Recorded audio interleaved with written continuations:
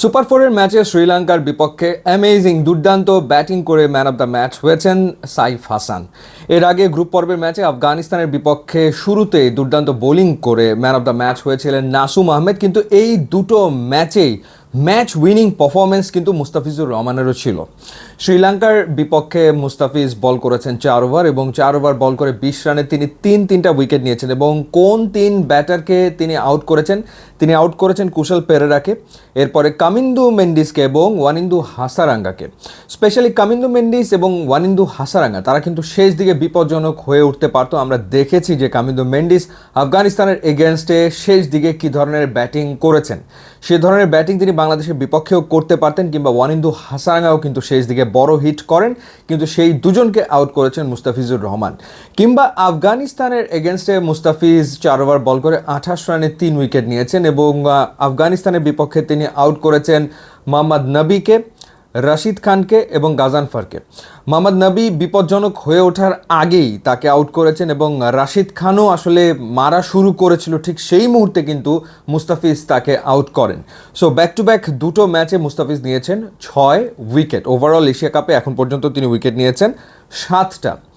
এবং আমরা যদি ওভারঅল এই বছর মুস্তাফিজের পারফরমেন্সের দিকে তাকাই, মুস্তাফিজ এই বছর ম্যাচ খেলেছেন 11টা এবং বাংলাদেশের জার্সিতে 11টা ম্যাচ খেলে 10টাতেই তিনি জিতেছেন। একটা মাত্র ম্যাচ তিনি এই বছর হেরেছেন এবং সেই ম্যাচটা ছিল গ্রুপ পর্বে শ্রীলঙ্কার এগেনস্টে। এবং এই 11 ম্যাচে তিনি উইকেট নিয়েছেন 17টা। একটা সিগনিফিকেন্ট ব্যাপার হচ্ছে তার এবছরের ইকোনমি রেট, সেটা হচ্ছে 5.23। মুস্তাফিজ 10 বছর ধরে ইন্টারন্যাশনাল টি20 ক্রিকেট খেলছেন। এই 10 বছরে এই বছরই তার ইকোনমি রেট সবচেয়ে কম, 5.23। উইকেটের যদি বিবেচনা করি, তিনি এই বছর 17 উইকেট নিয়েছেন। গত বছর 2024-এ তিনি উইকেট নিয়েছিলেন 27টা, সবচেয়ে বেশি উইকেট গত বছরে তিনি নিয়েছিলেন, কিন্তু তার ইকোনমি ছিল 7.58।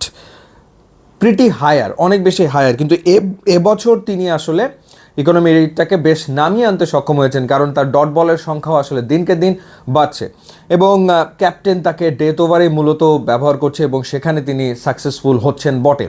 এর আগে আমরা দেখেছি যে নেদারল্যান্ডসের এগেনস্টে একটা ম্যাচে 2 উইকেট নিয়েছিলেন, পাকিস্তানের বিপক্ষে সিরিজে একটা ম্যাচে 2 উইকেট নিয়েছিলেন, কিন্তু ধারাবাহিকতা যেটা পরপর 2 ম্যাচে, এবার কিন্তু তিনি তিনটা করে উইকেট নিলেন। এবং একই সাথে যেটা হয়েছে যে বাংলাদেশের পক্ষে টি20 ক্রিকেটে হায়েস্ট উইকেট টেকারের রেকর্ড সেটি এতদিন সাকিব আল হাসানের ছিল, 149 উইকেট তিনি নিয়েছেন। সেই জায়গাটাতে এখন মুস্তাফিজেরও নাম চলে এসছে। মুস্তাফিজও 149 উইকেট নিয়েছেন।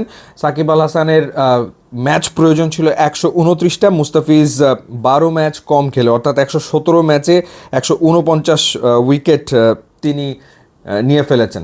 সো এবারের এশিয়া কাপে বাংলাদেশের যে সম্ভাবনা, সেই সম্ভাবনার অন্যতম কারণ কিন্তু ডেফিনেটলি সংযুক্ত আরব আমিরাতের কন্ডিশনে মুস্তাফিজের এফেক্টিভনেস, সেটা ডেফিনেটলি মাথায় রাখতেই হবে। আরেকটা ব্যাপার হচ্ছে যে এই যে শ্রীলঙ্কার এগেনস্টে শরীফুলকে খেলানোর যে কারণটা ছিল, কারণ ক্যাপ্টেনের প্ল্যানই হচ্ছে মুস্তাফিজকে মূলত মিডল ওভার এবং ডেথ ওভার ইউজ করা, ডেথ ওভারই মূলত ইউজ করা, যাতে করে অপোনেন্ট ওই সময় খুব বেশি স্কোর করতে না পারে এবং ওই সময় যাতে মুস্তাফিজ ডট বল আদায় করতে পারে। সেই কারণে নতুন বলে আরেকজন বাঁহাতি ফাস্ট বোলার ব্যবহারের প্রয়োজনীয়তার কারণেই শরীফুলকে আসলে নেওয়া হয়েছিল। যদিও শরীফুল সাকসেসফুল হননি এই ম্যাচে, বাট যেহেতু তিনি শুরুতে বল করেছেন, এই কারণে মুস্তাফিজ ডেথ ওভারে বল করতে পেরেছেন। যদি 2জন ফাস্ট বোলার নিয়ে বাংলাদেশ খেলে, তাহলে তো আসলে শুরুতেই মুস্তাফিজকে চলে আসতে হয়। যেমন আফগানিস্তানের বিপক্ষে যে ঘটনাটা ঘটেছে, শ্রীলঙ্কার এগেন্স্টে যে ঘটনাটা ঘটেছে, শ্রীলঙ্কা 53 রান করে ফেলেছিল পাওয়ার প্লেতে, 6 ওভারে 53 রান হয়ে গেছিল। মুস্তাফিজ প্রথম বোলিংয়ে এসছে 7ম ওভারে, পাওয়ার প্লে শেষ হওয়ার পর, এবং মুস্তাফিজ বোলিংয়ে এসে 7ম ওভারে রান দিয়েছেন মাত্র 3। ওখান থেকেই ম্যাচ আসলে মোমেন্টাম চেঞ্জ করে। তার পরের ওভারে শেখ মাহাদি রান দিয়েছেন 4। সো ওই যে মুস্তাফিজ এসে প্রেশারটা বিল্ড আপ করা শুরু করলেন, তারপরে আমরা দেখলাম যে আসলে শ্রীলঙ্কা কলাপস করলো। সো এশিয়া কাপে বাংলাদেশের ট্রাম্প কার্ড মুস্তাফিজুর রহমান, কোনো সন্দেহ নাই। সো দেখা যাক, লেটস সি সুপার ফোরের বাকি ম্যাচগুলোতে ফিজ কেমন করেন।